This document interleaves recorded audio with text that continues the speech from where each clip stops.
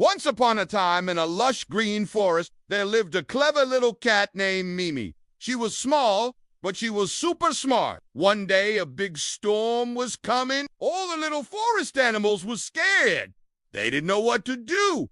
But Mimi had an idea. She told all the animals to come to a tree, so they all did. There was a small problem, though. It blew and it blew, but the treehouse didn't budge. All the animals were sick. There was only one door, and if the wind blew that door off its hinges, they would all be blown away. But Mimi was smart. She took some rope and tied it around the door handle. Then she attached the other end of the rope to a branch outside the treehouse, and just as the storm arrived, the wind started to blow.